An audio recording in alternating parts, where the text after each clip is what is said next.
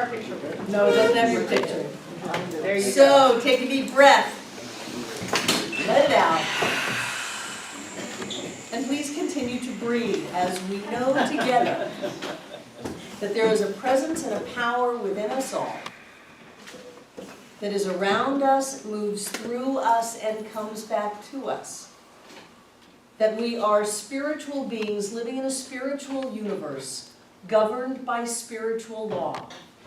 And so knowing that whatever this presence and power is, it is everything, everywhere, everyone. It is all in all as all.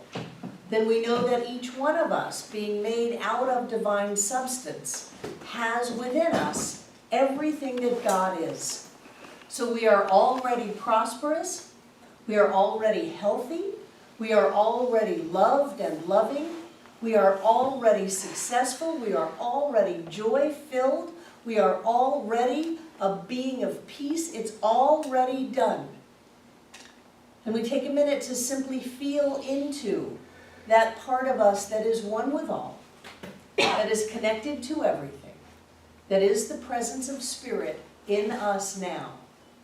And so we open up our awareness that we have this amazingness inside of us, and that we can use it to create our world in a healthy, positive, joy-filled way. And so we know that whatever it is we need to know this night, we know. Whatever it is we need to do, we do. And we use this law and this presence consciously, creatively, and manifest the life of our dreams. And so, yay, I move into gratitude. Everything has already been given. And we say yes. And release this treatment into all that Spirit is, all that God is, knowing that God is all. As together we say, and so it is. Wonderful, wonderful. Come on in. I got a little bit of a late start tonight because I was out hunting down my recorder. John took it with him. How many people were here when he showed that UPS commercial? Oh, yeah. On the Sunday, the UPS commercial about the guy that lives in High Point that is sending millions of books to South Africa. Oh, Yeah. And it's actually a UPS commercial. It's a fantastic commercial. But John ran across that and knows the guy, Robert Brown. And he lives in High Point. He's on the board of High Point University. He's on the Horatio Alger, that group that gives out awards to people who have, really risen up in their lives. And so on the way back from Maryland and Washington, D.C. this morning, John stopped by and interviewed his old friend for Science of Mind magazine. And so he took the recorder on the way out the door last Thursday, saying, I'll give it back to you by class. I called him at 5 of and said, I need my recorder. So it was a swap off in the parking lot of the recorder. But one of the things he shared with me just a little bit, he hasn't been home long, shared with me just a little bit about this guy, that the reason that the UPS commercial was so moving was that he said when he was a young man going off to college, his grandmother gave him a book. And he read it hundreds of times. And that book really inspired him to do the amazing things that he's done. He's pretty famous. And at the end of the UPS commercial, UPS came in and packed up all of his books. He collects textbooks for people in South Africa where they don't have books. And at the end of the commercial, UPS came in and stacked it all up and wrapped it and promised to ship them all to South Africa. And they said, and we want to give you a gift. And the gift was a copy of the book that his grandmother had given him, which was called It's Up to You by Ernest Holmes. And John was telling me the story that Robert Brown told him this morning about how he got that book. His grandmother was the daughter of a slave. They lived in High Point, North Carolina. She had a 3rd grade education and could not read much beyond signing her name. And she worked as a domestic, and she saved her pennies. And even though she couldn't read the book, when she saw the book, she knew she had to save her money and buy it, because she could make out the title, "It's Up to You." And she couldn't read the book. But she gave it first to her son. She was raising her children and her grandchildren all in like a 1-room shed, lean-to kind of thing back in the 40s. And she gave it to her son. Her son read it and read it and read it, and then left it when he went to college. And so she gave it to her grandson, Robert, when he was going off to college. And I was saying to John, I said, you know, we've got this big thing, which I think is pretty ego-based, but still it sounds cool to hear it. Well, we have an intention of touching 100 million lives. How many lives do you think just Robert Brown touched? He was very instrumental in the civil rights movement. He brought Nelson Mandela's children to the U.S. and paid for their college education when Mandela was in prison. He went with Coretta King to pick up her husband's body after he was shot. So this is a man that has had his finger on the change of consciousness in this country for decades, and it all started with an Ernest Holmes book called It's Up to You. So I said, just in that alone, the millions and millions of lives that have been touched through that have already happened. And it just is a wonderful thing, and he actually remembered John, because he helped John get his job in working for Robert Schuller in the Peacemakers program that John did, of holding symposiums all around the country addressing youth violence. And John had to kind of remind him a little bit, but then he said, oh yeah, I remember you. So that was just a wonderful story, a way that we don't know. You know, we talk about the world within affecting the world without, and the world within is definitely an aspect, or intuition is an aspect of that world within. And here's a woman who had mouths to feed and didn't have much going on, and she just knew she had to save her pennies and buy that book. And so she followed that intuition, and then the creations, Charles Haanel talks about how you have a cause and it has an effect, but then that effect continues to move things. And you don't know the domino effect that one idea or thought is having. So here she did that, never knowing the dominoes that would fall all around the world because of her willingness to follow her intuition. And I just thought that was such a cool story. It's such a cool story, and he had no idea who Ernest Holmes was, never knew he wrote another book, just knew that that book changed his life. In High Point, right down the street, 3 hours away. Very cool, very cool. It's Up to You is the book? It's Up to You, yes, yes. So last week I gave you a lot of concrete work to do. And I'm very interested in whether you did it, and how it went, how you're doing. Rebecca. I asked you for an affirmation because I felt like I was scattered, and you said, I am clear. And so I've been doing that as I just go about my day. I'm clear, I'm clear, I'm clear. And one of the career options that was on my plate, I went in to ask about it, and it is now off the plate. And it was like, I didn't feel bad about it. I just felt like, oh, good, there's a sign. That's not meant to happen. So something wonderful is coming along. So, That's great. I am so grateful for every closed door, yeah. because that means that that wasn't mine. So why waste my time chasing after something that's not mine? Congratulations. Yay. Who else? Did you have your hand up, Drew? Who had their hand up over here? Nobody's fessing up. Who else?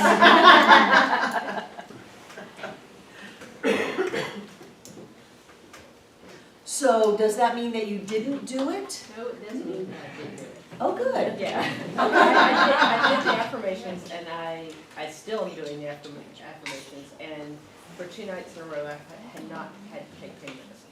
Whoa. Yay. Say that last part again for the last 2 nights? I haven't had to take pain medicine. Yay. Yeah. Joe. I did affirmations a little before it, so this is kind of from that too, but I did it a little more, and I kind of like stacked it and kept, I've manifested, it's all in real estate, and I've manifested literally like 7 people in the past week. Just one mentor that I'm actually going to start a business with, and I believe it's, your word creates. I mean, I haven't really done anything else. I haven't upped visualization, I just did my word and it just blew up. And so it works. I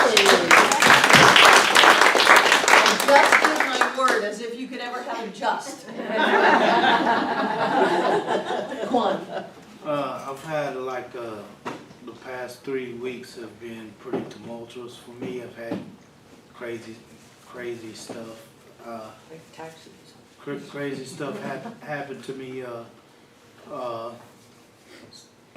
Some of it involved vandalism, but anyway, it was in the midst of searching for work, for permanent work, and so since you gave us the assignment for saying affirmation, I've been saying the affirmation, I am a success over and over again. And so since then, my caseworker at the VA has been able to help me get a job interview with DoubleTree Motel, and they're seriously considering me after today's interview, considering me for hire. So,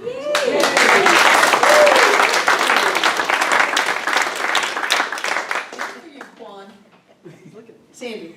One of the first things that you taught me was affirmations, and it's good to be taken back to the basics and remember how smooth and good that works and how wonderful it works. And we filed our taxes for the first time jointly, and it was a very positive, pleasant experience. You're reaping the harvests of marriage. Yes, I am.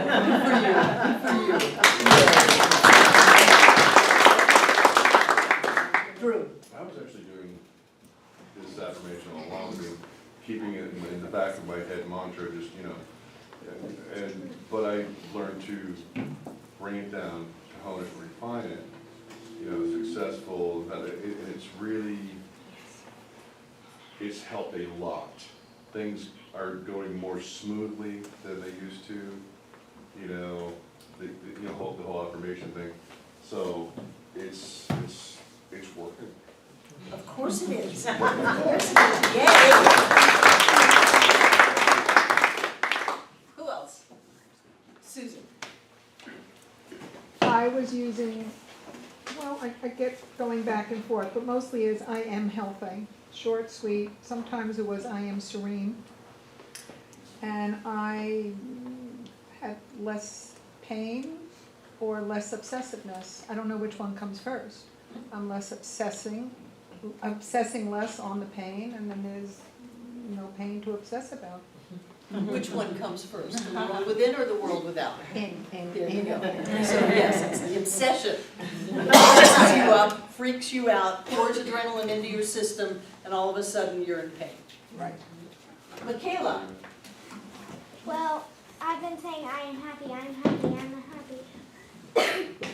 bless you. So therefore I am happy and I have all this stuff going on because I'm happy. And also when I was doing my work today with my tutor, I was a little upset with my mistakes, and then I was like, I don't need to do that. I'm happy.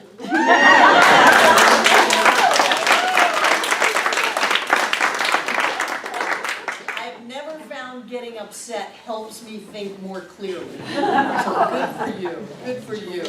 Who else?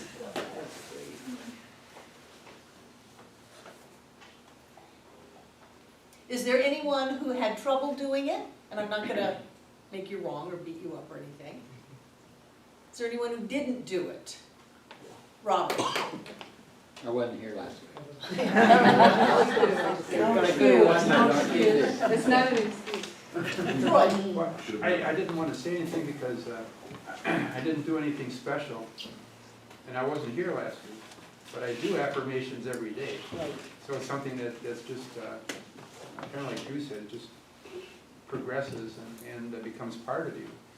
And the only thing I can say is I enjoy my life, I enjoy the people I meet, and life is wonderful. And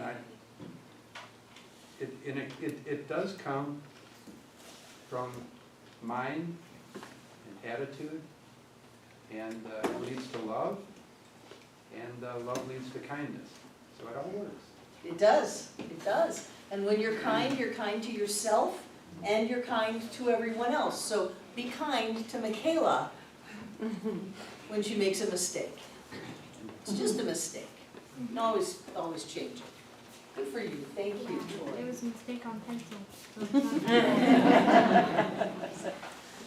than having a razor at the other end. So one of the things that I love about Charles Haanel is his empowerment of the individual.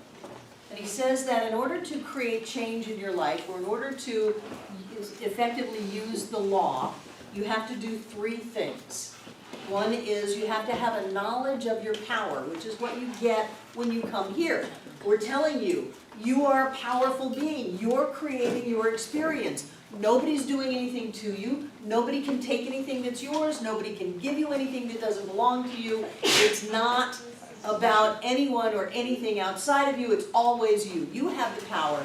You're a spiritual being living in a spiritual universe governed by spiritual law. You can use that law and manifest your life. For that matter, you are using that law and manifesting your life. And the second thing he says is that you have to have the courage to dare. You have to have the courage to dare what? To dare your peers. Step outside of the box. Step outside of the box. What, Michaela? To dare your peers. To dare your peers is one thing, yes. Susan? Be yourself. Fears. Dare your fears. Fears. Oh, fears, to dare your fears. Oh, I dare you. I dare you. I love that. I love that. This terrible thing will happen. I dare you. That's pretty cool. And what did you say, Susan? Be yourself. To be yourself, exactly. You have to dare to step out of the box, to challenge your fears, to be yourself. And to do that may ask a lot of you, because all of a sudden you're turning your back on who you thought you were and allowing yourself to move into who you don't know yet. And that takes a lot of courage. It takes a lot of courage to do that.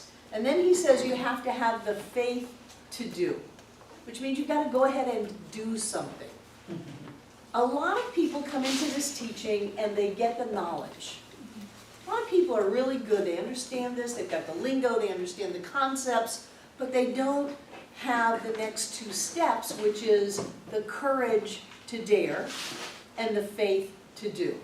And so if you simply understand this, but it's too hard, or it takes up too much time, or it just didn't work out for you to do the within work, to have the without shift, and you are accepting of that level of performance, then the outside doesn't shift. And sometimes people get frustrated and angry, and they blame, and they say, oh, there's a bunch of hooey, or everyone else can manifest their reality except for me.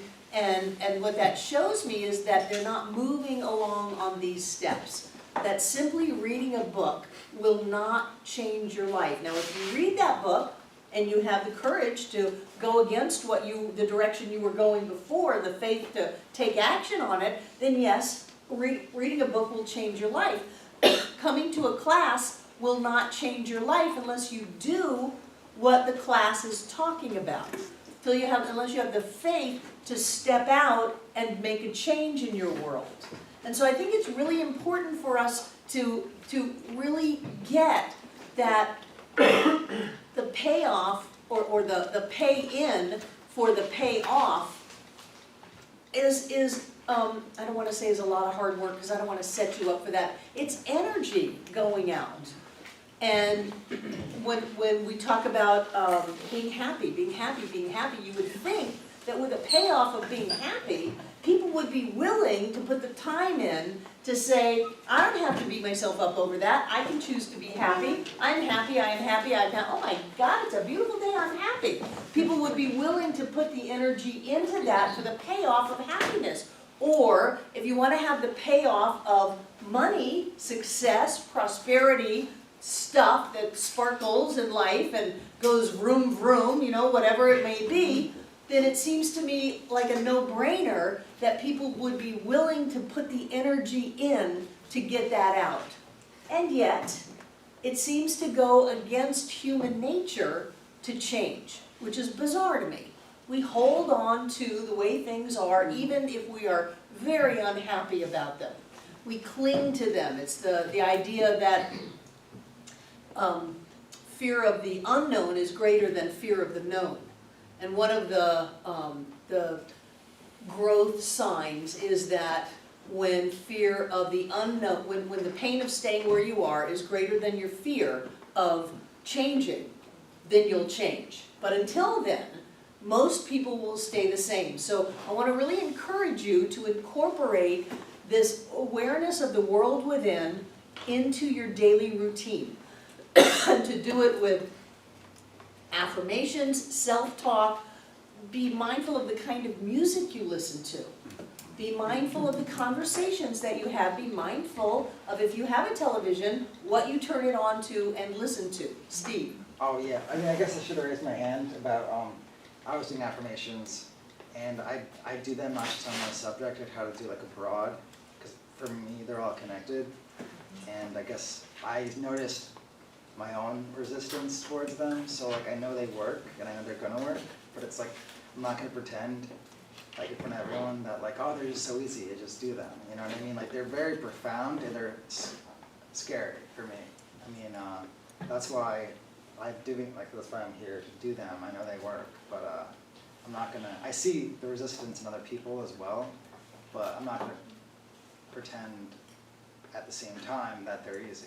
I would like to tell myself they're easy, of course, but I know that they're pretty, yeah, it's definitely like going out of your comfort zone for me and going and just starting to see where all my issues are kind of at once. It's definitely, it's not like just one little area is affected. It's not like, okay, I want to go from like, you know, 30K to 40K. It's not like a business goal. It's like a whole shift of my personality. So I'm not trying to excuse myself. I'm just trying to let everyone know. No, you're being very honest, and I think you speak to a part of everyone in the room. Well, yeah, and it's the same thing. Yeah, a lot of trust, you know, comes up. I mean, I don't mean to make this me in therapy or anything like that, but it's definitely, I mean, they're profound, let me tell you. Like, affirmations are amazingly profound because you hear contradictions all the time, you know what I mean? Like, about, you know, just the way people talk about your art, it's like, in a way, it's like not enough just to feel like happy or to trust. It's like, you know, hustle, or, you know, it's hard work, or, you know, I'm whole and healthy, but now I'm going to the doctor. You know what I mean? Like, it's like, so, it's definitely, it's a very profound experience to do these things. So I think that everyone, if they don't have an active fear, they have a potential fear of who they will be. Yeah. You know, it's like Marianne Williamson's quote, where we're not afraid of our smallness, we're afraid of our magnificence. And so if I'm not hiding under the excuse of all of these problems, and if I really do bust out into my greatness and my magnificence, well, who in the world is that? And do I really want that? Because I know how to deal with my problems, but I'm not sure how to be magnificent. And so to acknowledge that there's that worry, you know that affirmations work, you know that what you think and speak manifests, you know, swallowed a piece of paper. You know that there's an amazing presence and power within you that our job is to let out into our world. And yet at the same time, there is a part of us that resists it. Abraham calls it defending our limitations. And every time we talk about our problems, or every time we make ourselves small in any way, shape, or form, then we are defending our smallness, our limitations, instead of being willing to risk and jump forward into our greatness. So I think that was a really honest share. And congratulations for your awareness and for sticking with it, because I know that every giant step I've had in my personal growth, I've always been grateful for it after it happened. Yeah.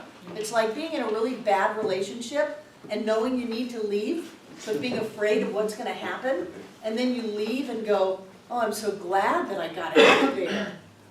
So when we're in a bad relationship with our thoughts, with our beliefs and our feelings, and we know that we need to leave that and go be in a different kind of a relationship with a part of us that is our cheerleader and our coach, and rah, rah, rah, you got the whole universe lifting you up. You know, the desire is day of sire, father, and spirit whispering into your ear, this is what is yours to do. You're meant to be a world traveler. You're meant to drive race cars. You're meant to be a wonderful chef. Whatever it is that is ours to do, of course it's already there.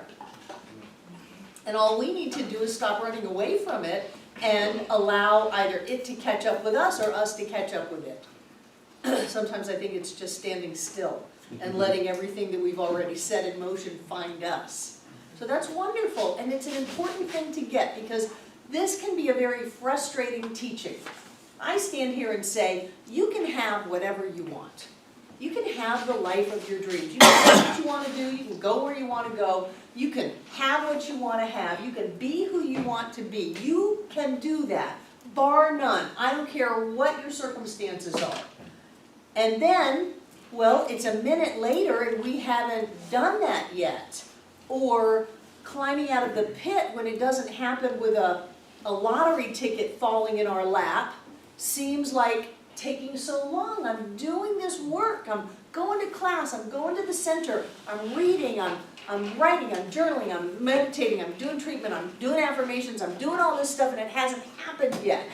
And I think that that's one of the really critical times in our lives where we want to bail on ourselves and go back into the old life. And that is a really bad time to bail, because the very fact that you're having frustration, for me, means that it's close. It's close. What happens to a runner when they hit the wall? We don't go any faster. No, when they hit the wall, when a runner hits the wall, that's the time to not stop. And if they keep on going right after they hit that wall, feels like they can't take another step, they get what's called a runner's high.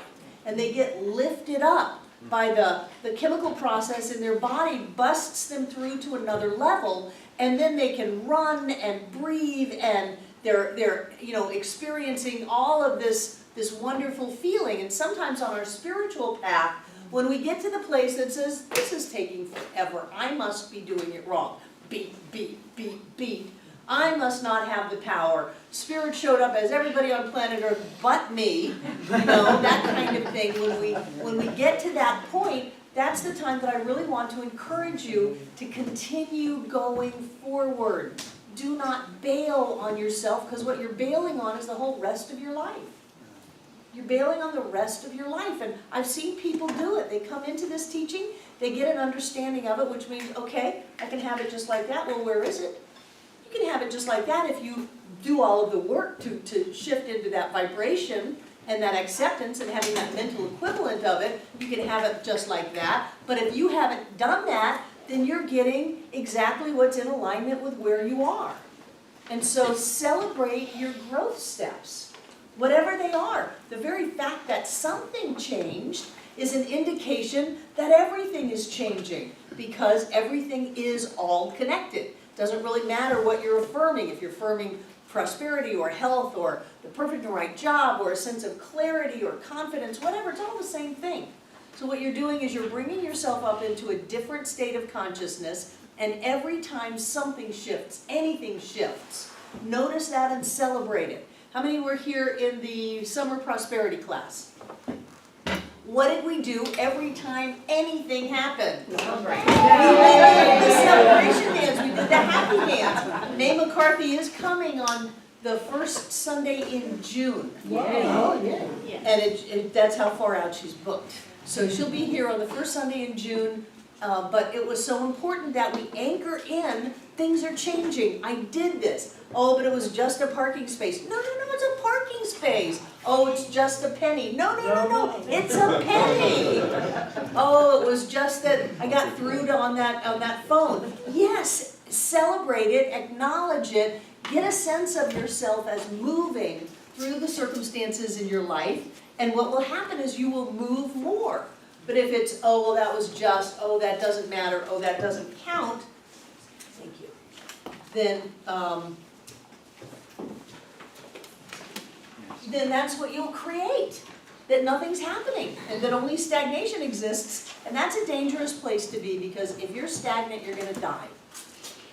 If a body of water is stagnant, if your circulatory system or your breathing or your digestion or whatever is stagnant, you are dead, is what happens. So you don't want to allow your life to be stagnant by lying to yourself and saying nothing's moving. Everything's moving, everything's changing. And as we open up to that and watch it manifest in our lives, it manifests with that change. Until things start going so fast that you call me and go, okay, I just need to either slow it down a little bit or have a little help shifting with all of the things that are happening. And what a fantastic place to be, instead of sitting on the couch going, my life is horrible and there's no way out and I'm trapped and it's never going to change. That's a depressed, awful place to be. So what we want to do is we want to practice the change, but it doesn't just happen with knowledge. Knowledge is great, but that's you just aware. Well, you're creating your reality. You did that. Really? That's all you want to do with this teaching is go there? There's a thing called to me, by me, through me, and as me. They're called states of consciousness. Just write them down for you. Someone put it on the floor.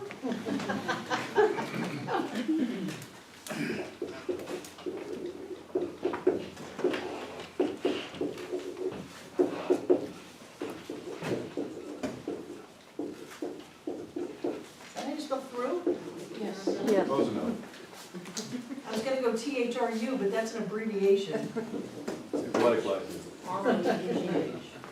Pardon me? Oh, I just spelled it for us. So to me is the state of consciousness that everything's happening to me. That I don't have any say in my life. That if I don't have enough money, then it's because the government's taking it all, or the prices are too high, or I'm being ripped off by my employer. The only thing I can do is create it by the sweat of my brow and go out and get a second job. That thing is, life is always happening to me. I am a victim, I didn't do this, I didn't have anything to do with it, and I can't change it. And as long as we're in that victim mentality, in that victim role, we don't have to change anything, because we can't. So with that idea, there's a safety in that we don't have to do anything, but it's a two-edged sword, because that means we can't do anything to fix our lives. So that's the first level. Now I know why I was put away without the cap. They're hard to get off. So that's the first level. The second level is, oh, I have an impact on my life. Either I can work longer and harder, or I can use these things called affirmations or words or prayers or something like that, and I can actually make things happen in my life. And that's a big draw of this teaching. You can have money. I can teach you how to make money. I can teach you how to make money fall out of the sky.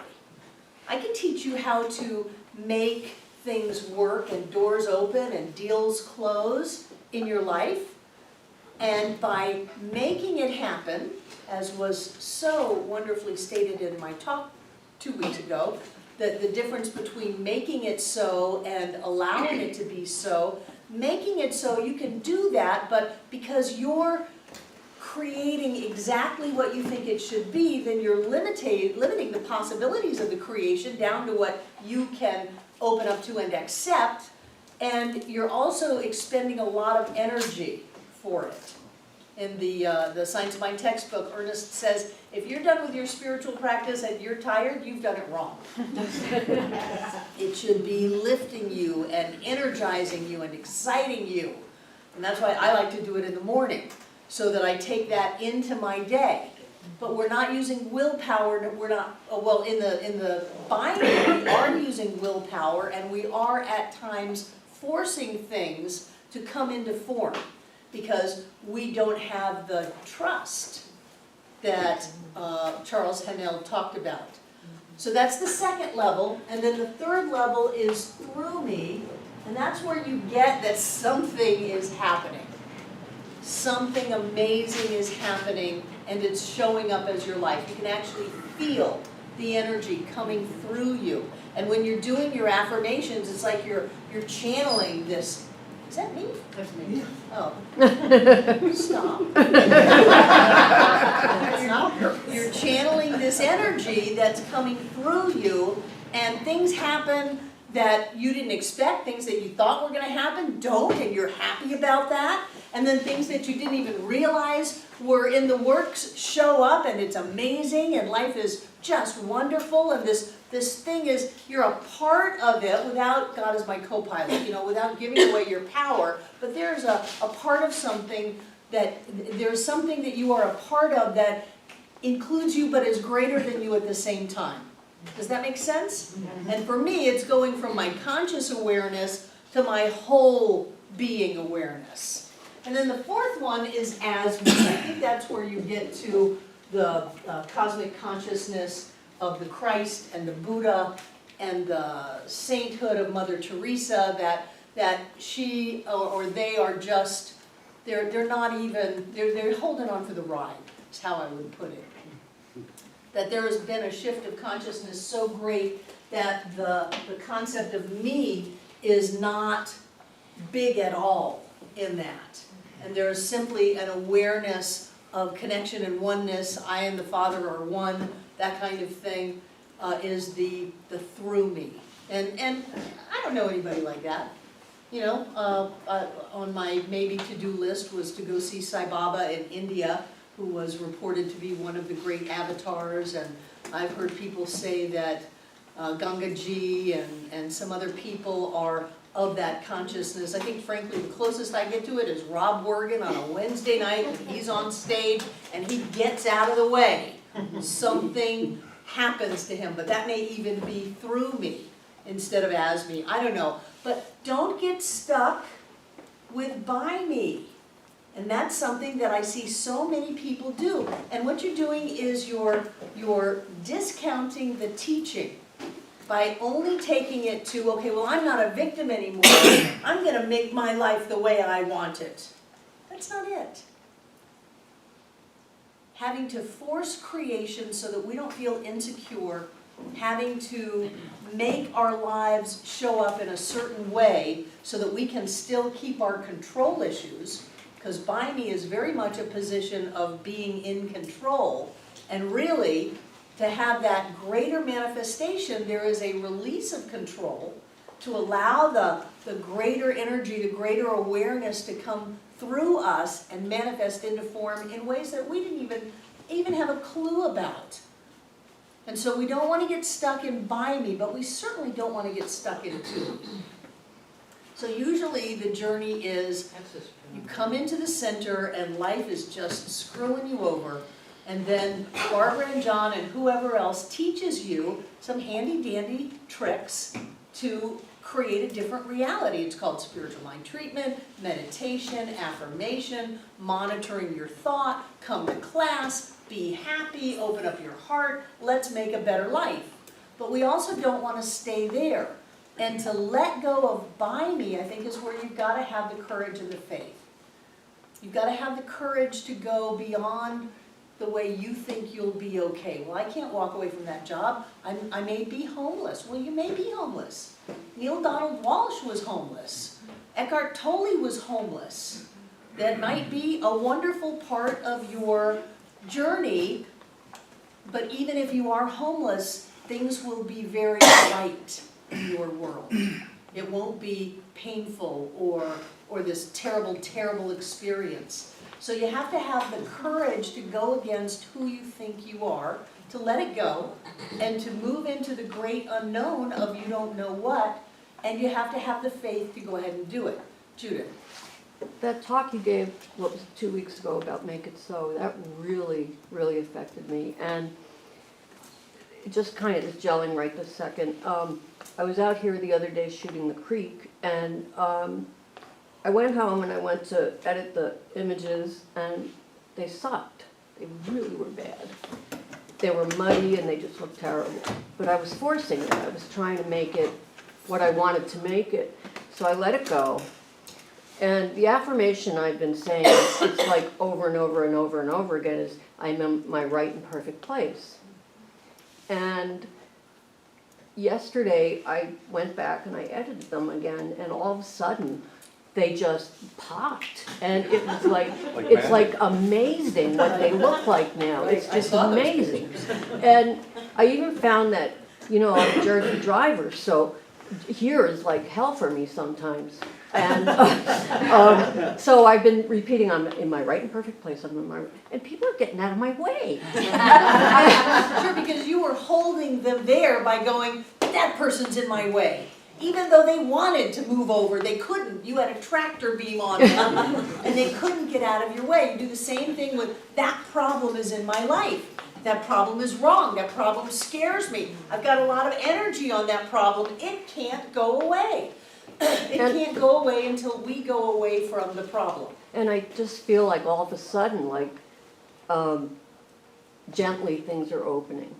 You know, gently, they're just kind of like I'm getting these little rays of, oh yeah, you know, it's nice. It's nice. Finally, it's like the culmination of this past year since I've been coming here. And I thank you. Good. Why do we want things by me? What do we think we're going to... Jane? I'm so sorry. Don't be sorry, just go ahead. Well, but the by me has always, when I was a little kid, I had a crazy father who was wanted to control my thoughts and this and that. And then suddenly I realized I can make a decision and act on it, and it was me. Right. And so in that case, things were happening, and by me, and to me that was really good. By me is way better than to me. Yeah. It's way better. Yeah, and when you have things happening to you in your life that you have no say over, no control over, and you are being victimized and hurt, by me is a great thing. And I was thrilled with that, and I don't think I've ever recovered from that. I still think if I do something that's, you know, I like, I think, I did that. You did, but consider your story last week where you thought someone was going to hurt your car, tattooed guy at the car wash, and instead he came in and asked you if he could fix your bumper, and he went out there and fixed your bumper. You did not make that happen. No. You let that happen in your life. You sat here last week and said, I have gone from people hitting me on Merriman Avenue outside of Staples, running right into you as a victim, to learning how to create your life and then having somebody offer to fix your car in the parking lot. The car wash fellow did. I know, but that was through me. That required no effort on your part, no pre-planning. You didn't say, I'm going to go to the car wash and see if I can get that guy to fix my bumper. You didn't do that. You just opened to the fact that you were safe and supported, and good things came into your life. And I liked the guy. Yeah, of course you did, because through me has an element of love to it. So of course you're going to like the guy. You're going to be in a much better state. You're going to be more open when you're in through me. And so as my students, and I do this every few months, I encourage you not to stop with the very obvious prize of science of mind. Don't stop with, oh, I know how to create money. Oh, I can get a parking spot. Oh, I can have this happen, I can make this happen. I remember once someone called me from Office Depot and called me on the phone and said, please do a treatment for me that I find, and they rattled off this ink or something that they were looking for, and I said, no. No, I am not your put a request in the machine and out pops a treatment. And I will not desecrate this amazing process by treating for you to find that.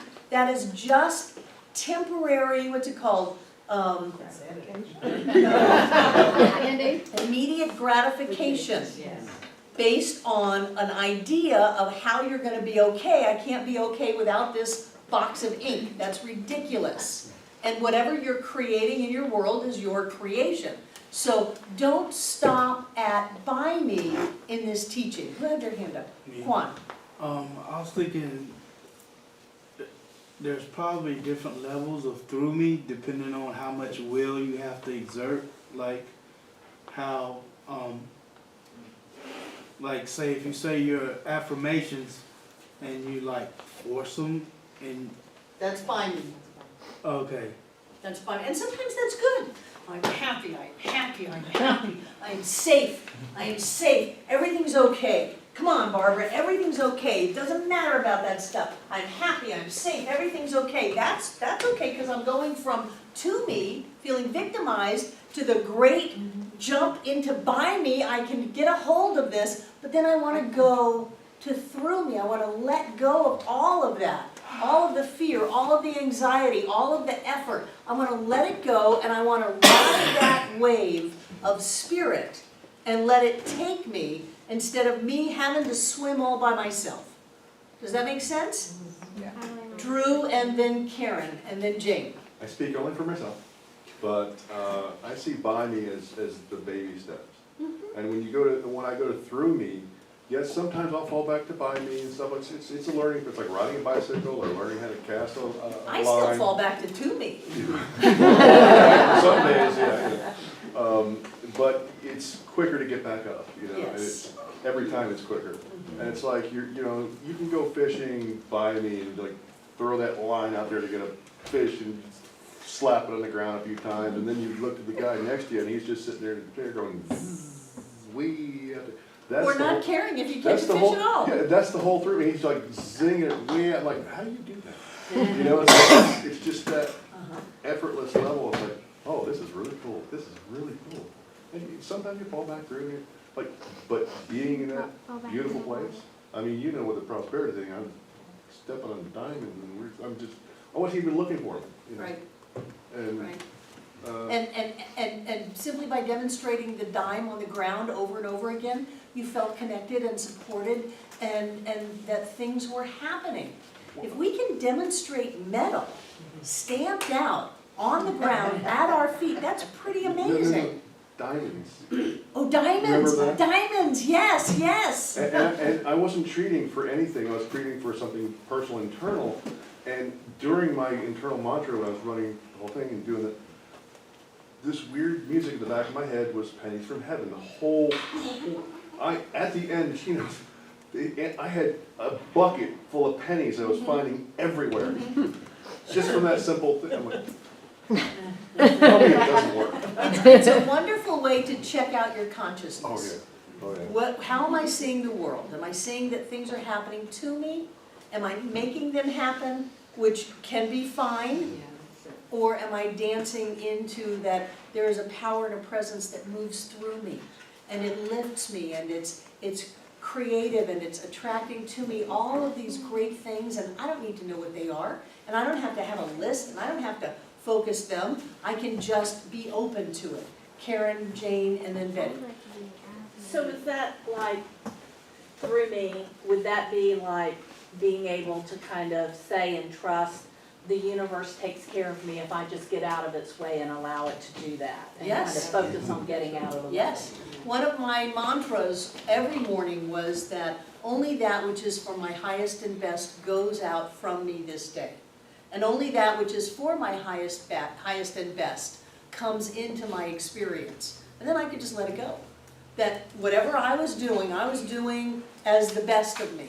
And whatever was coming in for my best.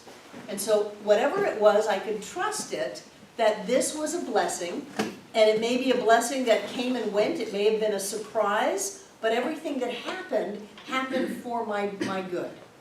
And then I could relax, because I have control issues. Nothing like I used to. So when I was really battling with that, no, I want to make the light turn green. Why? Why do we use this amazing power to make the light, pardon me? You wanted to feel in control of the light. Yeah, but I want to not be in control of the light. I want to know that wherever I am is my perfect and right place to be, because that's bigger than a green light. I don't want to sacrifice my creative potential of unlimited potentiality for a light, because I think that if I stop, that there's something wrong with it, that that's my judgment. I want to let that go and know that I'm in my perfect and right place, that the entire universe supports me, my way is made clear, and all is unfolding for my good. And that's such a better place to live. Jane? Oh, so yeah, that's what I was going to ask. So when I was a little kid, I felt out of control. Everything happened through something else, you know. Right, so you went from to me to by me, and that's great. And now you're learning to go to through me. Yeah, so but how about control? In other words, if things happen by me, then does that mean that it's not under my control? Control is such a funny thing. I've always thought that we are in absolute control of our life. Who said that? I said I have always thought that we are in absolute control of our life. And at the same time, we have absolutely no control. Because when we think of control, we're limiting our awareness to our conscious mind, to our judgments of what we think should be in control and what should not be in control, and we have taken the giant gift of life and our creative ability and shrunk it down to this little thing. And I want to open up to all of my good. And if that means that it looks different than I thought it would, okay. Would I rather have a different environment and have a lot greater life? Or would I like it to look exactly the way I thought it should look?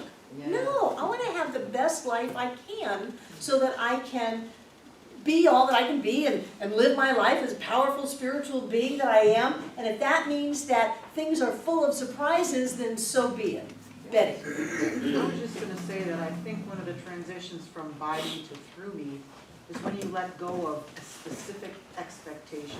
Exactly. And just allow the universe to give you whatever is right at the time. And so I think that's one of the steps in going from by me to through me is not limiting yourself by having a specific expectation. Right, which Thomas Troward says is dealing at the level of secondary causation. Because you think that if it works out that way, then you'll be happy, you'll be safe, all will be well. Right. And instead, we want to go back to the awareness of the presence of the divine and do our work there. Steve and then Morgan. Well, I guess I was wondering if you start to get, do more through me and you start to allow and you're just starting to feel more content where you're at. Can you also be through me, but have fleeting moments of wouldn't it be nice if such, not trying to control it and be like, this is going to happen, and determinism versus it'd be really great if that happened, and then letting it go. Can you still be specific? Sure, but you're not attached. Still be specific. You're not attached to that happening. Okay. Thomas Troward said that if you allow your purpose to be contingent upon any person, place, or thing, you've descended to the level of secondary causation. Because your purpose isn't dependent on a person, or a place, or a thing. Who you are is not dependent on anything outside of you. It goes back to Charles Haanel. Live in the world within. And then the world without will mirror that. Morgan and then Karen. Writer's block, would that be something where you encounter it because you're trying to force something? I have no idea. I'm not a writer. Okay. I don't understand writer's block. When I teach, the clock says it's time, and I better open up my mouth and start talking. So I don't know about writer's block. I don't know about, oh, no, I'll come back in a couple of days when I have something to say, or Sunday morning, oh, no, maybe in a few hours if y'all come back. No, I'm on a timer, you know, and the time is on, so I don't understand writer's block. So like this, and the same with painting then, like look at, you're at a blank canvas. Again, have no idea. I just don't have any idea. I don't have. I'll tell you that there are times as a speaker where we have been taught that if you go blank in the middle of a talk, keep talking. The worst thing you can do is fall silent. And so even if you're talking about nonsense, you can pull it back together. Your brain kicks in. But if you give in to that, The audience doesn't know that you lost your thought. pardon me? If you continue to talk, the audience doesn't know that you lost your Or thought. even if they do, it doesn't matter, but you're engaging, you're continuing to act as if, you're continuing to force that creative energy forward. So I don't know if that would work with a blank canvas or a blank piece of paper or not, but that's my world, is the world of speaking. So Karen? In the book Mutant Message, it's about the Aboriginal folks and going on walkabouts and all of that. And one of the things that it talks about is how every morning this is like an affirmation that they do, which is, I open my heart to the goodness of this day, whatever that may be. So that's kind of an example of not having the expectation of what will come, but inviting goodness, whatever that is. Right, and those people can get water out of rocks. Yes. So there's some pretty good demonstrating going on. Let's take a break. So one of the ways that we can look at the difference between by me and through me is to compare it with concepts between the absolute and the relative. So when we're looking at things at the level of the relative, they are in relation to other things, which means, are they on the world within or the world without? The world without is the realm of the relative. So it's without, and this is within. When you're dealing at the level of effect, then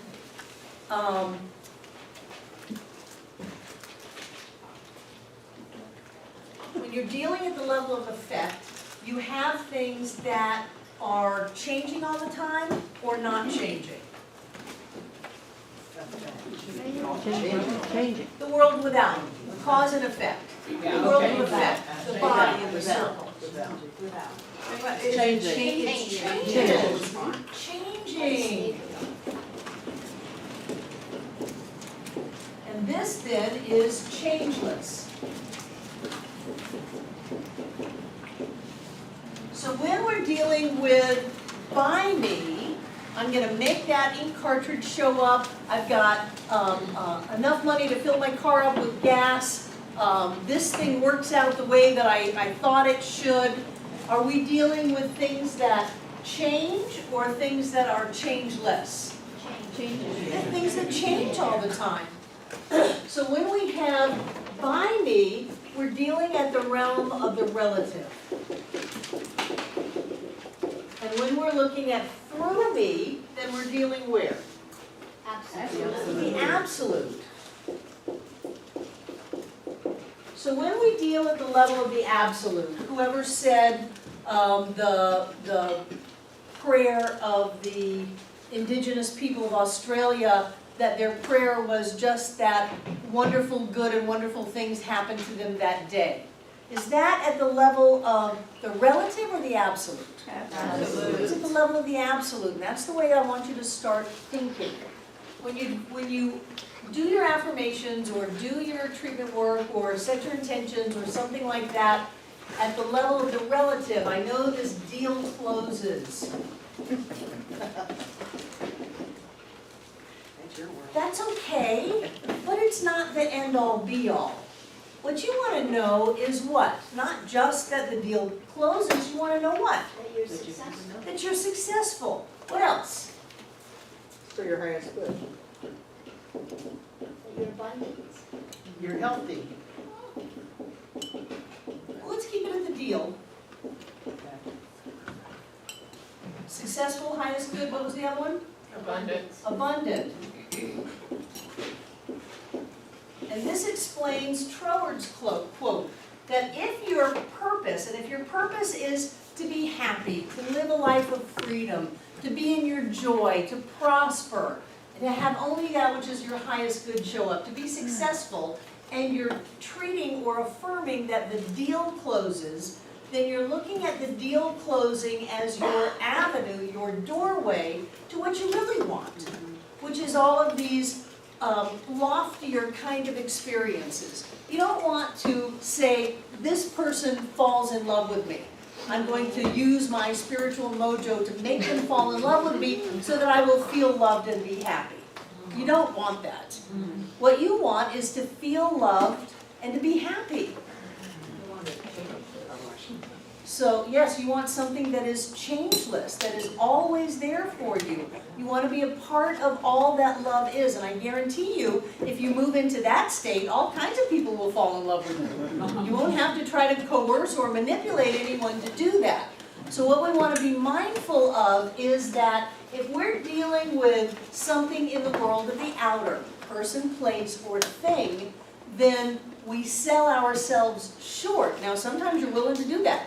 I know that this car runs until it gets to that gas station, in front of that gas pump, all is well. You know, sometimes you want to do that, and sometimes it's, hey, I'm fine anywhere I am. I have OnStar and AAA. You know, someone's surely going to bring me some gas, and it'll be a wonderful experience. But if you decide to go into the world of buy me and into the world of the relative, just understand that you're closing the options of what the universe can give you. Steve and then Joe. Okay, you kind of started to clarify. But if you go for if you understand that you have a specific goal, right? And you were even if you're trying to be well, that person's, an example I read was that, Tom Cruise, Katie Holmes wanted to marry Tom Cruise. And when she was 16, she always fantasized about it. And look at where that got her. Yeah. But the question is, well, I'm not saying, okay, why is that manipulative? I'm not saying, yeah, you get what you ask for, right? But the idea is that if you have something that's a loftier goal or a goal, won't you grow if you're trying? Why is it manipulative to be specific? Because you then all have to you grow get is your into goal. it. Maybe you have to grow into it. Maybe you can't date or find that, whether it's dating a specific person or manifesting a lottery win. Why can't you have something specific and then realize that you have to grow into it? Your ego will grow and calm yourself. You can. Couple of things. You don't get what you ask for. You get what you are. Okay, big difference. And I'm not a big fan of goals. Because when you set a goal, the only thing you get is your goal. And of course you've got to grow into your goal. That's why you set a goal, so you'll have a place to grow and expand and to move into, whether it's a physical goal or a financial goal or a business goal, that kind of thing. What I'm saying is that you can do that, but rather than the universe support you with this much, you've got your goal, and you're going to create your goal and you're going to get your goal. And it might be that it's only this much. So what I want to do is if I have a goal, I'll affirm the goal and bring it into the realm of the absolute. So I always treat that this center thrives. And some people say, well, you got a revolving door. And I say, thank you, you don't know some of the people that have left. Why have we not broken through the 300 mark? You know, there should be thousands of people here. I always treat that the center thrives, that the people who call this place home, that their lives get better, that they have a better experience because of being a part of this, and then I leave how the number is out of it. And that was not always the case. And I created for myself a lot of frustration, you know, we worked up the center to where we had 2 celebrations and people fighting in the parking lot over parking spaces and things like that. And I didn't find that I was any happier in that environment than I am just trusting that, look at you, you are my favorite people in the whole world because you showed up in my life. So what I do is I know that we thrive, I know that my life is unfolding wonderfully, that I'm in my perfect and right place, doing what I need to do, and whatever comes of that is a delightful surprise. But I don't want to take away your goals. So go ahead and treat for your goal. Know that your business does this, that you reach certain areas, and that you are successful, and that you prosper, and you thrive, and that the entire universe is supporting everything that you do, that you're always in your perfect and right place, that you always know what to do, when to do it, and you do it well. And that takes that and turns it into that. But too many people will come up with a list of goals, and you know, John teaches goal setting in the prosperity class. They'll come up with a list of goals, and then they will make those goals happen, and the achievement of those goals is their sign of success. So the goal achievement was the doorway to a feeling of success. Let's just go to the success. My life is going great. Everything I touch turns to gold. I woke up this morning, I am a total success. I have what I need, clients find me, they come out of thin air, money pours into my life, and I'm having such a ball doing everything that I do. I am in my genius, and life is great. So I don't want to take your goals away, but I'd like to stretch them out a little bit. And then you definitely have to work your butt off to have a shift in the outer world, because you have to make the world within the space for that new thing to show up. And that's where some people fall short. They say, oh, I just want to be able to visualize it, cut out a picture, say that it's so, but I don't really want to do the growing inside. And then when it doesn't happen, I'll get all mad.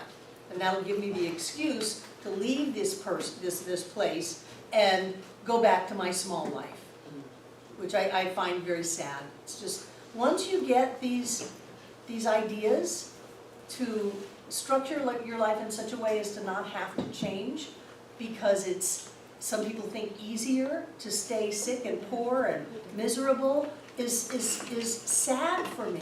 And that's why sometimes I just want to grab people and smack them on the side of their head and say, stop it.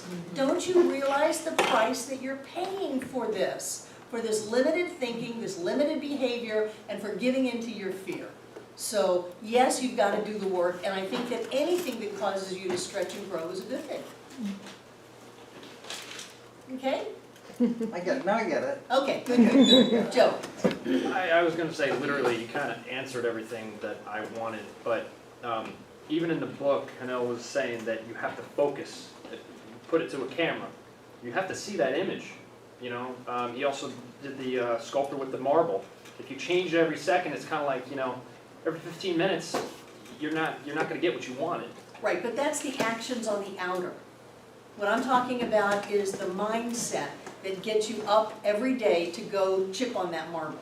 And he's saying, don't think, oh, it's this. Oh, no, this is better. Oh, it's this. Oh, I just heard about this. Oh, it's this. Because that shows a lack of discipline and that you don't really know what you want. Yes. And when I read teachers, I always take everything with a grain of salt. You know, this was written in 1918, 1916, something like that. And I've seen people jump from thing to thing, or relationship to relationship. You know, no, it's not out there. It's not dealing with the world without. It's always the world within. And the more that you can up-level the vibration and the consciousness of your awareness of the world within, the better your world without will be. Dakota. I just wanted to share something for you in particular, because sometimes it's also leaving room for whatever it is you want to happen, leaving room for it to happen in an unexpected way. And I'm just going to share a story that's very funny. Just over the last month or so, I had a pretty big tax problem with the IRS. And I was, and it was a big problem for me on a variety of levels, and I was scared, and, you know, I don't want to fight the government, and I ended up, I found things were going on and I wanted to be able to deploy some money some places and I can't because of this tax thing. So I got a letter in the mail from the IRS. And I was so scared to open it that I didn't open it for 9 days. I just scared. I had it sitting on my counter and I just couldn't because I was scared. I was scared to engage it.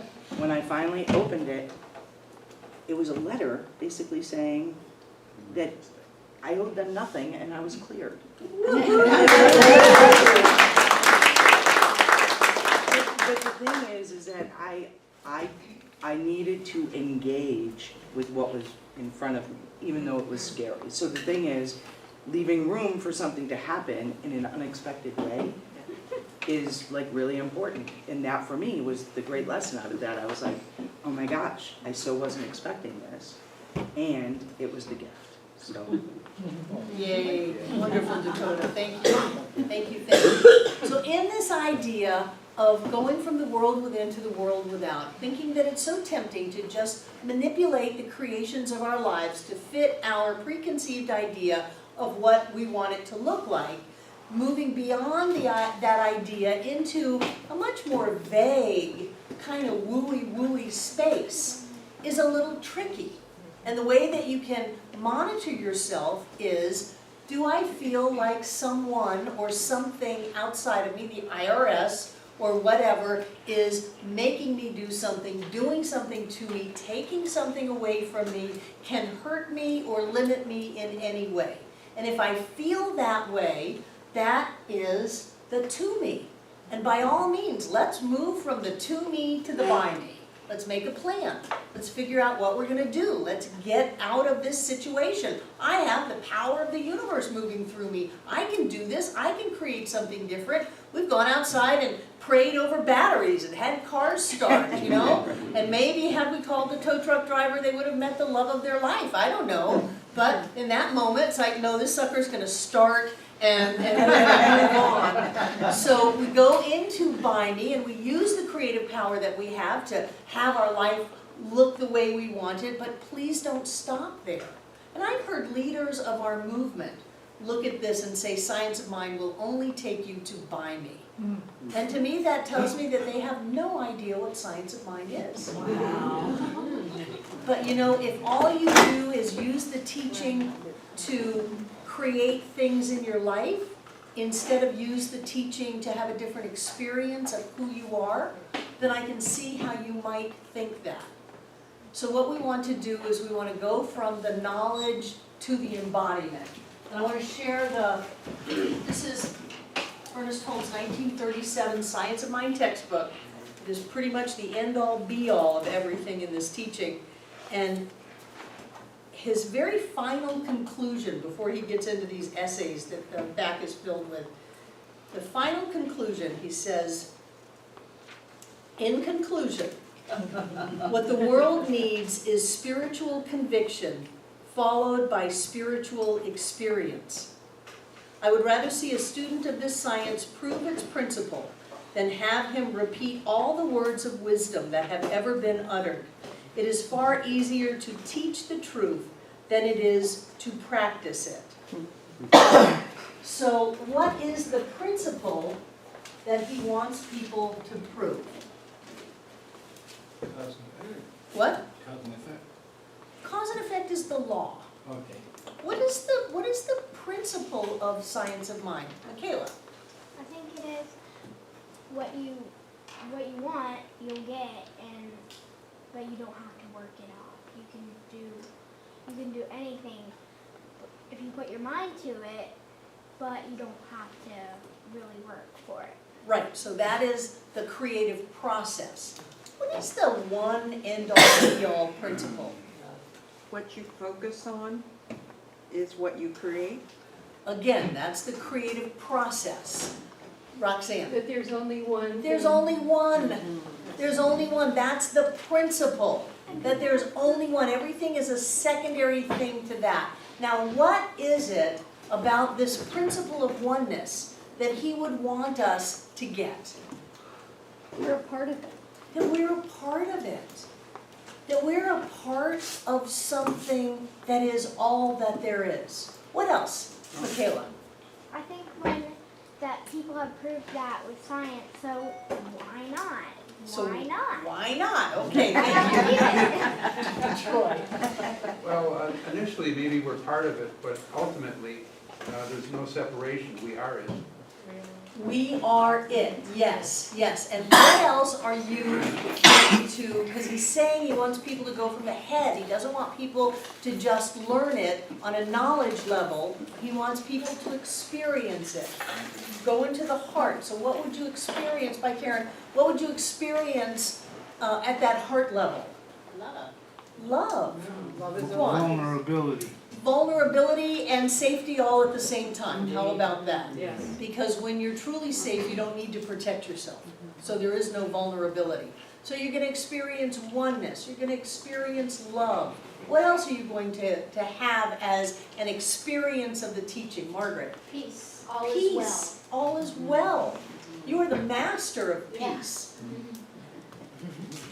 So wouldn't it be better for us to move towards these concepts, these principles, instead of micromanaging the creation of our lives? And I know there'll be times when we'll all be micromanaging, but let's not ignore the fact that the teaching takes us somewhere else, takes us to a sense of connectedness. Have you ever been in your spiritual practice and just felt it all? It's amazing. It's amazing to do that. And that is very different than doing an affirmation 1,000 times a day. An affirmation 1,000 times a day is great because we're letting loose of brain cells and making them grow onto other brain cells and creating pathways to think, so our default responses are all is well, I'm at peace, everything is fine, instead of holy moly. Yeah, you must have a lot of, this is so good. Right? You have a lot of, And that's the difference between the relative and the absolute. And that's the difference between by me and through me. And I guarantee you, when you start demonstrating from the level of the absolute that I am a being of love, I am a spiritual being and all is well, I'm completely supported by every aspect of life, every second, every molecule, every thought is life loving and supporting me now. When you start manifesting from that level, your manifestations shift. And the parking spaces will be there, but you won't think about it. You won't have to sit there and go, all right, I know there's only one presence and one power, and that includes all of the parking spaces in the world, and I know that I, Barbara Waterhouse, as an infinite manifestation of spirit, always has what I need, so right here and right now I claim and affirm that I have a parking space right now here at Sam's. And I know that it's here, I open up my eyes and see it, and I joyfully roll into it, and I release this into all that life is. Now, 3 parking spaces have come and gone.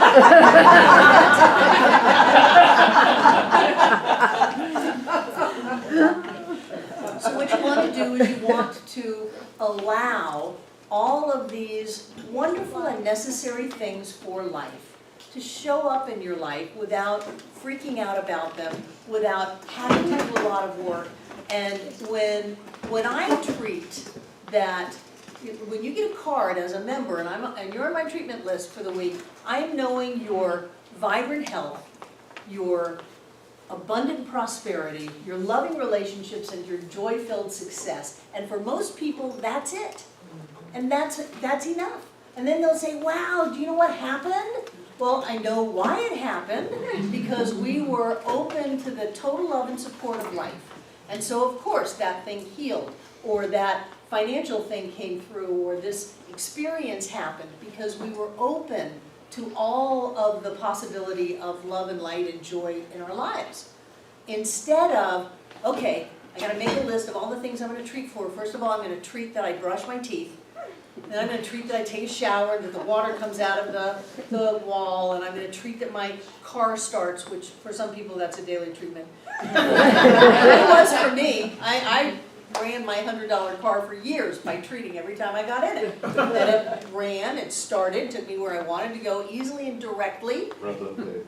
Yes. And it would start, and then as I opened up to greater good, I got a car that I didn't need to treat every day. So what we want to do is we want to get out of to me. Nobody can hurt you.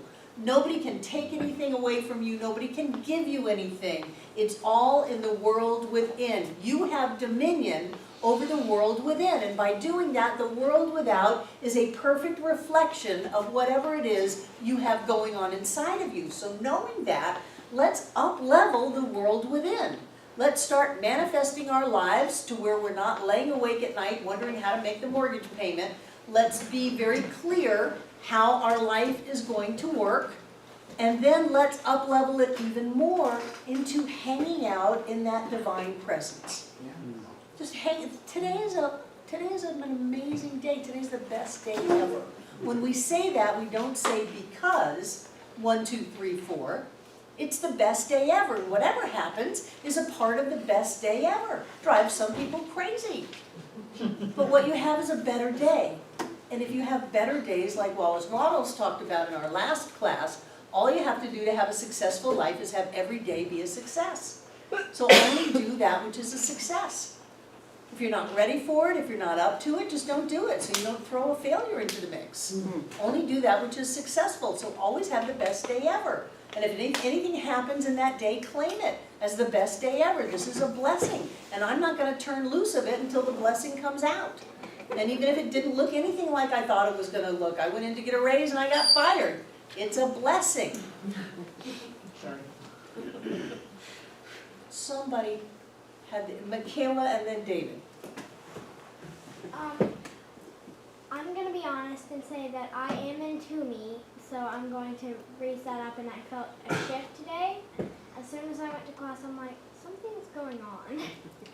Something's going on. So I'm knowing that divine light is coming in. Sweet. Sweet. You can completely change your school when it's not happening to you. But when school is a wonderful experience, it will become that for you. Just like everybody else's life. David. Yeah, as I listen to you make the distinction between the absolute and the relative, I'm sitting here and I've sensed a whole new interpretation of Scripture, and that is where Jesus said, what does it profit a man to gain the whole world and lose his soul? If you focus on the things that are changing and without the worldly goals, which most of us do as we strive for things, you're missing the absolute or the divine. And that's the real treasure. Right. Seek ye first the kingdom of heaven, and all else will be added unto you. And nobody in the Bible, just a little Bible trivia for you, nobody in the Bible that did what God said to do ever was poor. Everyone always ends up wealthy. So if you look at God as Lord, as law, if you're in alignment with the spiritual law of the universe and you do your work, you always end up rich. But that's not the point. When John was talking to Robert Brown today, Robert Brown was sharing with him that his grandmother raised him, and she always said, it's not your money, Robert. It's always God's money. And he is very, very wealthy today. And he looked at John and said, I've lived my life with that, knowing that it's never my money. All of this, it's not mine, it's God's money. I'm doing what is for the best of humanity, for the best of the world, and I always prosper. Is that cool? That's very cool. Yeah. Thank you, David. Put a little Bible in there.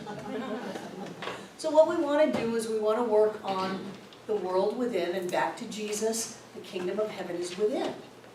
So we want to live in the kingdom of heaven, in the world within, that up-levels our consciousness, it up-levels our vibration, so that through the law of attraction, the law of creation, whatever you want to call this thing that manifests as form in our lives, that we're creating a higher level of experience, a higher level of livingness, because we are raising the way that we're seeing ourselves, which I believe was what Ernest was saying, was that just knowing it doesn't get you anywhere, you have to experience it. And when people think all they can experience from this teaching is by me, it concerns me. Because the true experience of this teaching is a sense of oneness. It's a sense of expansion that, you know, as much as we can take in, I think to really get who we are, we would all just be crazy. And I think that some people end up locked away because they got a sense of who they were.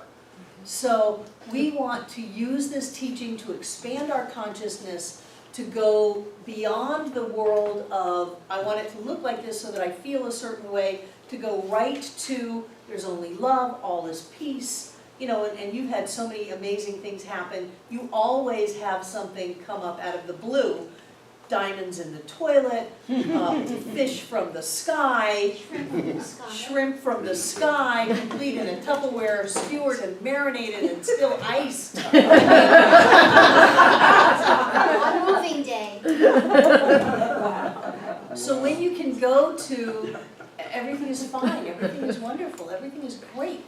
I am loved and supported by life. So life's not going to hang me out to dry with the IRS. That's not going to happen. I am loved and supported. Either I'll have all the money to pay for it, or it will go away. Either way is fine. I don't have to try to micromanage it to look a certain way. I am loved and supported by life. My body is healthy because it's created out of the health of all life. I am a being of joy because joy is the real emotion of life, joy and love, and that's the only thing that can be in my life. And so I'm going to focus on that and let the chips fall where they may, because as Abraham says, that's old news. That's the manifestation of a thought from a second ago. I'm going to stay clear that everything is fine, everything is working out for my good, there's a blessing in here somewhere, and I'm going to hold on to it till it shows up. I'm going to hold on to that and allow the circumstances of life to be what they will be, knowing that whatever shows up is all part of this divine unfoldment of me as my life. So I'm going to choose to be happy. I'm going to choose to feel love. I'm going to choose to be generous. I'm going to choose to support people. Because I know that I'm coming from having all of this. So I don't have to worry and hold on and be defensive and put up boundaries and put my dukes up to fight. Does that make sense? Yeah. That's the real key. That's the real present from this teaching. That's the real aspect of it. And yes, we learn how to create, we learn how to have money, and we have miracles be an everyday occurrence. We have so many tumors disappear and doctors' reports change and all kinds of things. We had so many of those, but I think if we could hold the consciousness that all is well, that we are loved and supported, and that life is going great, we wouldn't get ourselves into those circumstances to need to have the quick fix of the binding. So I encourage you to go there. And after last week, of me telling you to do 1,000 affirmations a day, I still want you to do that, but I want you to do it in the consciousness that the universe delights to support you, that you are precious and cosmic and totally loved. Drew. These are just, to me, they're steps. There's like learning Kung Fu. You're still carrying water, but these are important steps. And I got some wisdom recently. I think it was maybe or something. So when you start to be in the through me phase, or in the river of through me, or the vortex, whatever you want to call it, things may look the same, but wait for it. They just look the same. Don't freak out because it kind of looks the same.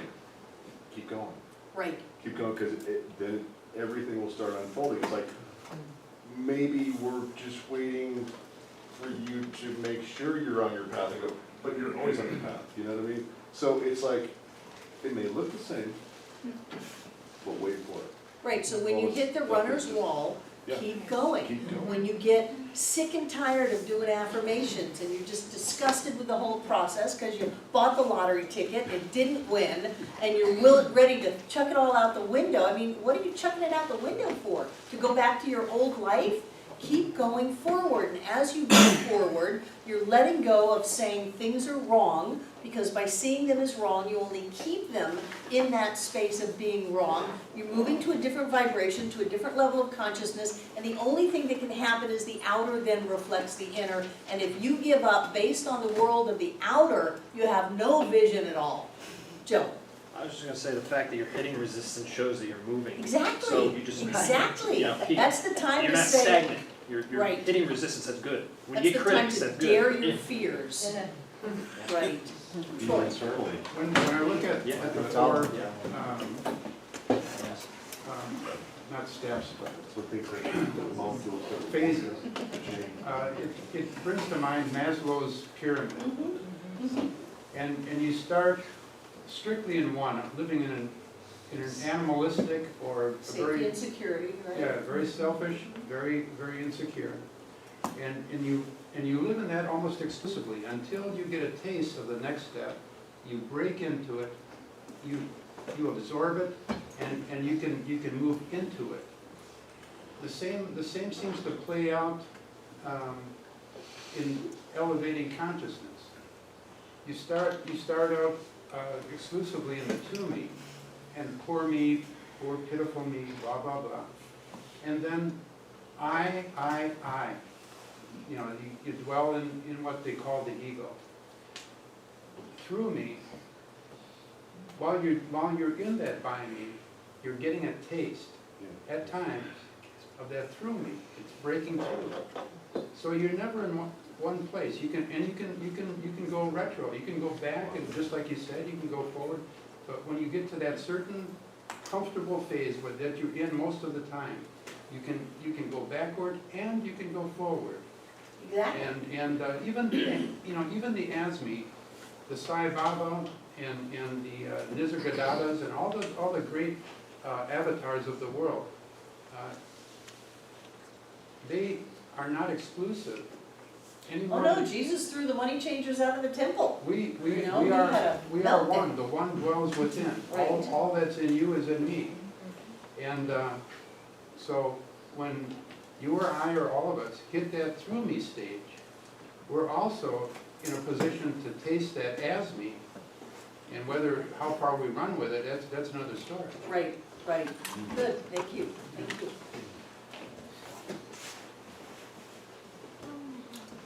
Rick and then Dakota. There's a wonderful section in here. It's, I think it's part 16, starts with paragraph 15. It's part 15. No, I looked. I love that you know around where it is. It's heavily marked. It's part 16, paragraph 15. And well, here, I went back and looked at it when we started talking about these 4 levels here. Because when it starts out on paragraph 15, it talks very much about that to me part, because he says, whatever enters the mind through the senses or the objective mind will impress the mind. And that's, you know, this folks on the to me level of it. Right. And then but he goes on to, once you realize that you can form your own thoughts, regardless of what's going on around you, that's getting into the by me. You're right, he doesn't seem to really go into the absolute in this. This is wonderfully, you know, this is It's very good, I just don't want you to think Yeah. that by me is where you're going. no. I don't want you to stay there, I want you to get very good at it, and then dance in the other realms. Yes. Dakota. It seems to me that we're actually always living all of them. So we're always in as me, that's who we are. It's just where our focus is and how we're actually perceiving whatever's going on. Right. Because it's not like we're not always in as me, because we wouldn't be alive if we weren't. So it's focus, it's a matter of how you're perceiving both your thoughts and the outer world, and where you choose to place that focus. And it's important to be mindful, to think about what you're thinking about, to think about what you're doing, so that you notice where you are. Sometimes people just go on automatic and they don't surface for days. And that's okay, but then you get to be in to me for days and create the experiences that continue to create in your life. Who else? Closing out the class. Drew. I have actually done some autopilot stuff and gone back to me. And I'm like, whoa, what happened? You know, I'm going back to buy me and for me. But it's just like you flow back and forth sometimes, and it's just, yeah, you're on that high-flying disc, it's not just perspective either.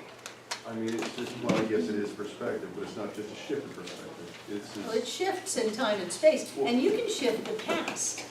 yeah, it's just, wow. You can create something at to me, and something happens, and you go, darn, that happened to me, and I know exactly why it happened. It happened because that person did blah, blah, blah, blah, blah, and now this is my result.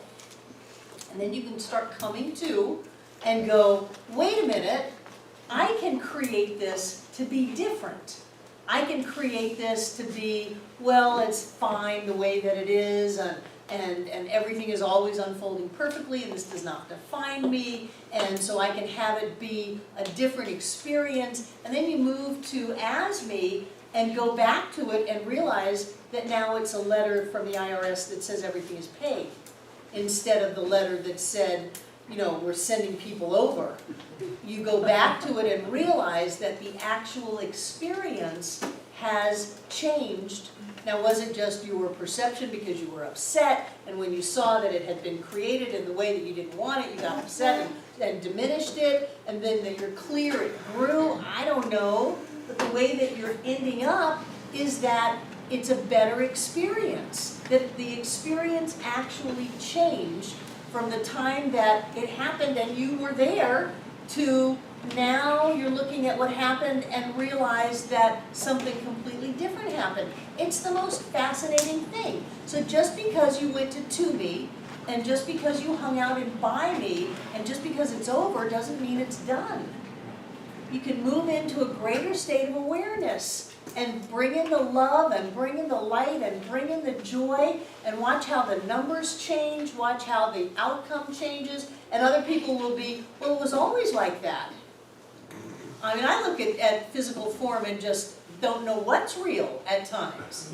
I know what my world within is, and so however that reflects back to me in a constantly evolving and changing thing called my life, then that's what I've got at the moment. Anytime I look at my life, it's a snapshot of a state of consciousness. And as I shift that consciousness, my life changes. So just because something happened, like I'm so impressed that you took 9 days. Because I think that if you had opened that letter in a freak out, you would have gotten a freak out letter. I totally agree. And instead, you were there. Everything's okay, everything's okay, everything's okay. Drew, Steve, and then we're going to close. I thought that the phrase was, you know, tell a different story was a cop-out initially, and I was mad. I was like, what? This is a fact, this is reality, it's happening. No. I was less right. Exactly, because the way you saw through a glass darkly, the way you saw it was through your limited thinking, and so that's what you turned it into. Now I'm like, I see what I did there, let me go fix that. And it's like night and day. Right. And I'm like, oh wow. I never cease to go, oh wow. So you can change your current reality, you can change your future, and you can change your past. Steve. Okay, so this might be slightly philosophical, but so like the letter is written supposedly in the past, it gets to your door, you don't open it for like 9 days. Now, depending on your attitude, is it like basically like, are you attracted to opening at the right time? It's Or Schroeder's does cat. it matter, or is it just like literally shift what it says? Like I believe that you completely shifted what it said, and there are studies done in quantum physics which support that, where you have a random number generator, pluses and minuses. They generate their report, they lock it away for 3 months, and then someone decides whether that report is going to be more pluses or more minuses. And it shows up exactly as it was decided. Way beyond the world of coincidence. We change what's going on in our life based on where we are. We bring out of that envelope what we are. So if you're not feeling big, don't open the envelope. Don't answer the phone. Don't have that really important conversation if you're not clear about it. Wait until you get clear and watch how everything falls into place. Okay? Good class. Doctor Who level stuff. So get what you can give. Hold it in your hand. She's never seen Doctor Who. And what I know is that we are infinite beings of love and light. We are rich beyond our wildest dreams. The entire universe comes together to support our every whim. We are deeply, deeply loved. And I know that this awareness manifests as our physical body, as our relationships, as what we do in the world, and as our money. So right here and right now, I know that our finances are filled with light. They are the love of life moving through us. And I know that as we give this gift tonight, life takes it, multiplies it, and brings it back to us in the love and the light. And so we open up to being blessed. We open up our minds to know that God has ways of giving us money that we've never even dreamed of yet. And we open up our hearts to know that each one of us deserves to be blessed in this life. And then we open up our hands and let our gift go, knowing that it comes back to us multiplied. I know that each and every one of us brings our own special gift to this center. And that we come together this night to make this center a place of peace, a beacon of light, a tower of strength, and a fountain of wisdom that touches the lives of all who call it home. And so it is. So it is.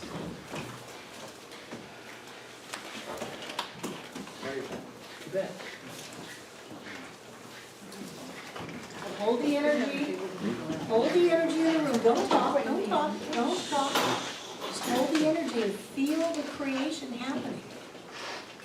Feel it. There are molecules coalescing, zooming in on us, coming into our lives in ever-expanding amounts in greater and greater ways on a continuous and ongoing flow. Money is looking for us and finding us right now. There are blessings of health and love and wholeness and peace and joy moving into our lives right now, and we are wide open for it. Know that all is well. All is well in our world. All is well in our life. All is well.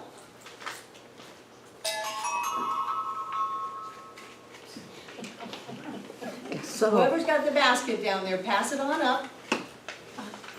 Thank you.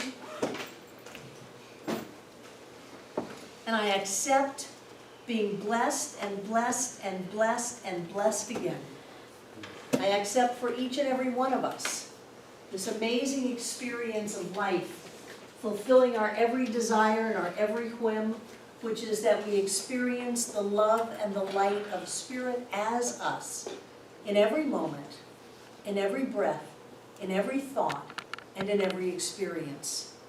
So in that openness to all of the good, not just some of the good, but all of the good that life has for us, I move into a state of gratitude for every person in this room, for every gift in these baskets, for every person that this center touches, everyone who is watching online, all of the hundreds of millions of people whose lives are better because of this teaching. And in that gratitude, I know that as we gave, we came with our gift. I see it as light, filling up this room from the floor to the ceiling, all between the walls. This air is rich and blessed with God as us. That presence of Spirit moving in and through our lives touches each and every one of us. It blesses us and it heals us right here and right now. I know it goes on out to cover this world, to shoot out into the stars, and to bring that awareness that Spirit is alive and well as each of us now. And together we say, and so it is. I love you guys. Have a wonderful week.